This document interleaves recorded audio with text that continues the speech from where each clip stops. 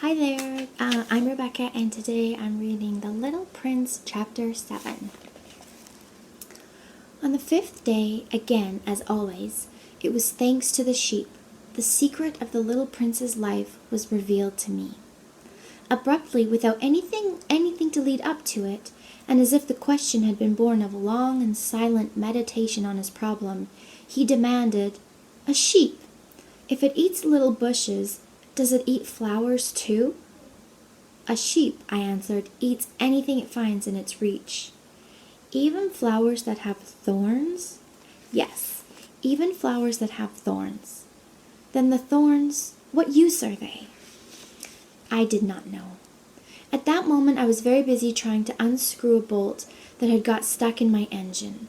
I was very much worried, for it was becoming clear to me that the breakdown of my plane was extremely serious, and I had so little drinking water left that I had to fear for the worst. "The thorns, what use are they?" The little prince never let go of a question once he had asked it. As for me, I was upset over that bolt, and I answered with the first thing that came into my head. "The thorns are of no use at all. Flowers have thorns just for spite." "Oh!" There was a moment of complete silence. Then the little prince flashed back at me with a kind of resentfulness. "I don't believe you. Flowers are weak creatures. They are naive. They reassure themselves as best they can. They believe that their thorns are terrible weapons." I did not answer. At that instant I was saying to myself, if this bolt still won't turn, I'm going to knock it out with the hammer. Again the little prince disturbed my thoughts. "And you actually believe that the flowers—" "Oh, no," I cried. "No, no, no.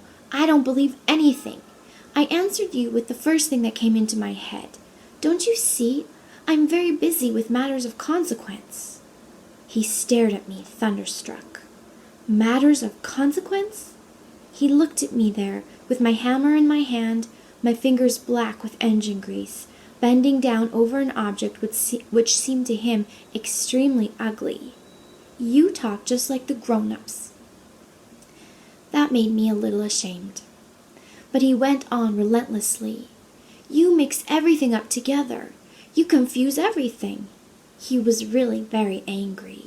He tossed his golden curls in the breeze. "I know a planet where there is a certain red-faced gentleman. He has never smelled a flower. He has never looked at a star. He has never loved anyone.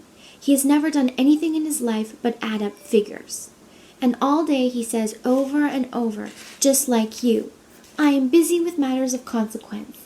And that makes him swell up with pride. But he is not a man. He is a mushroom." "A what?" "A mushroom." The little prince was now white with rage. "The flowers have been growing thorns for millions of years. For millions of years the sheep have been eating them just the same, and it is not a matter of consequence to try to understand why the flowers go to so much trouble to grow thorns which are never of any use to them. Is the warfare between the sheep and the flowers not important? Is this not of more consequence than a fat, red-faced gentleman's sums?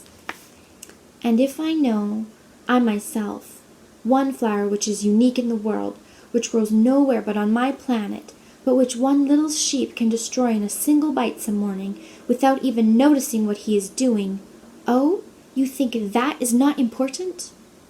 His face turned from white to red as he continued, "If someone loves a flower, of which just one single blossom grows in all the millions and millions of stars, it is enough to make him happy just to look at the stars.